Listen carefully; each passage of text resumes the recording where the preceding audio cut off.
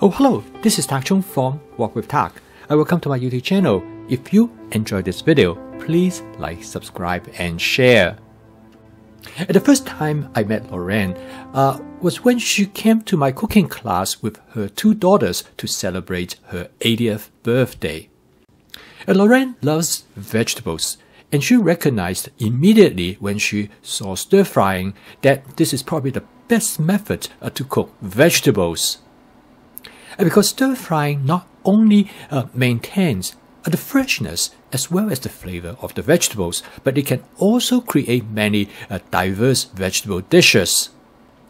A year later, Lorraine gave up driving, which means that she could not go to the supermarket as often as she would like. One of Lorraine's daughters, she lives about 3 hours away, and she comes once every month to bring her grocery. Lorraine usually runs out of vegetables by the middle of the month. I show her how to stir-fry frozen vegetables, so she has incorporated frozen vegetables into her dishes. Frozen vegetables generally do not taste as good as fresh vegetables. But Lorraine has become very good at it. In fact, her daughter told me that she could not tell the difference in Lorraine's dishes whether she used fresh or frozen vegetables. I was very impressed, so I asked Lorraine for her secret. Lorraine told me that it is very easy, and she gave me 2 tips of how to achieve this goal. Her method is simple but ingenious. In this video, I'm going to demonstrate how she makes frozen vegetables taste as good as fresh vegetables. In this video, I'm going to cook a chicken and frozen vegetable dish. The frozen vegetable that I use, I purchased from the Aldi supermarket, and it is a vegetable medley. It is inexpensive. It costs less than $1. This vegetable mix contains broccoli, cauliflower, and carrot. It is designed originally for steaming. The chicken that I'm going to use is already in my advanced prepping. It is cut up ready to be used for stir-frying, and it is frozen in 8-ounce portions. I put the frozen chicken in a bowl of warm water for them to thaw out in about 10 minutes. I coat the chicken with 1 tablespoon of my basic seasoning mix, also 1 tablespoon of cornstarch. This seasoning mix is excellent for enhancing the natural flavor of the food ingredients, and I have them on Amazon, and I have given the link below. In addition, I'm going to use about 1 cup of fresh broccoli florette. As I will explain later in this video, this step turned out to be critical in making frozen vegetables to taste like fresh vegetables. I'm going to cook this dish in my carbon steel wok that has been coated with non-stick coating, because this is the type of wok that Lorraine uses. Lorraine has used cooking utensils with non-stick coating for her entire life. Therefore, she would like to stick to the same type of cooking utensil. And I would like to simulate her cooking condition as closely as possible. When you cook in a wok with non-stick coating, you do not heat up the wok in advance. In fact, the preferable approach is by adding oil directly into the cold wok before you turn on the stove. This is very different from cooking in a wok with a natural surface. Also, I do not heat up the oil to its smoking point. I add the chicken to the wok as I judge the oil is sufficiently hot. I judge the oil to be sufficiently hot. When I add the chicken to the wok, I can hear the chicken sizzles.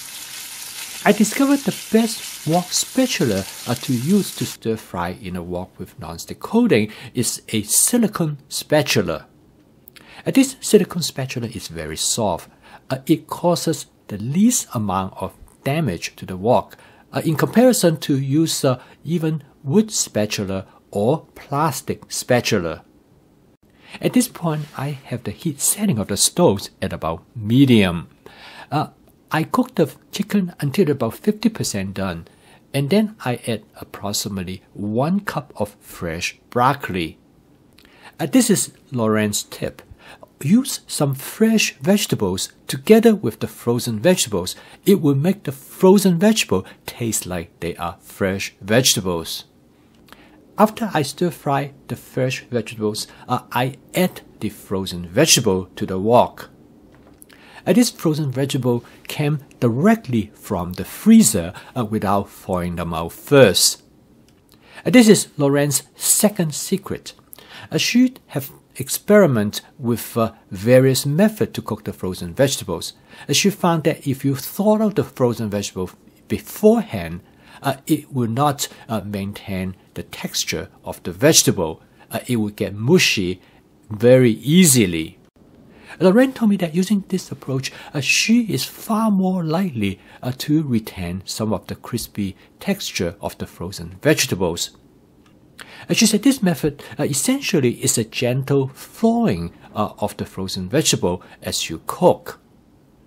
Using this method, she said she have much better control of how long and how much she wants to cook the frozen vegetables. The frozen vegetables, particularly the broccoli, they came in very big pieces, so Lorraine used a pair of scissors to cut them up. And now the frozen vegetables are sufficiently thawed, she has no problem in cutting them into smaller pieces. Lorraine told me that she has experimented with different kinds of frozen vegetables. A different brand of frozen vegetables has their own characteristics. Some brands are much better in terms of the overall texture of their frozen vegetables, whereas some other brands are not so much. Cooking this dish is very fast. It takes only about maybe 40 to 90 seconds to thaw out the frozen vegetables. During this time, the chicken and the fresh vegetable are being cooked to the texture that I like. This is where the timing of adding different food ingredients turn out to be important. And next, I'm going to add about 1 tablespoon of oyster sauce. This dish has great natural flavor coming from the vegetables as well as from the chicken. And the basic seasoning mix that I use to coat the chicken will contribute flavor to the dish. However, the oyster sauce will enhance the umami flavor of the dish and also give it a light sauce. I did a quick taste test and the taste was not bad at all. I'm quite happy with it and the vegetable tastes great. However, I like to have it a little bit more salty, so I add some more oyster sauce. Having the oyster sauce in a squeezed bottle makes dispensing the oyster sauce into the wok much easier and also more precise. With a few quick mix, the dish is done, and the total cook time is just a little bit over 5 minutes. And this is the reason why Lorraine really likes to do stir frying, because it is so efficient and it saves a lot of time in comparison to cook the dish in any other ways. Lorraine said the main reason that makes this dish taste almost like you're cooking with fresh vegetables are because of the commingling of fresh broccoli in the dish. It gives somewhat an impression that you are actually eating vegetables that are fresh rather than frozen vegetables. The second reason, by adding the frozen vegetable directly to the wok, also makes a big difference, because this allows you to have much greater control of how you cook them. Now, personally, I do not prefer frozen vegetables. However, when I run out of my advanced prepping, having frozen vegetable on hand is extremely handy. Please write to me at wokwithtak@gmail.com if you have any questions. I'd love to hear from you and I will respond to your question promptly. I post a video each day to help you to make home cooking as part of your daily routine using my fast cooking system. If you'd like to learn more about this cooking system, please subscribe to my YouTube channel. So keep on cooking. I will see you tomorrow.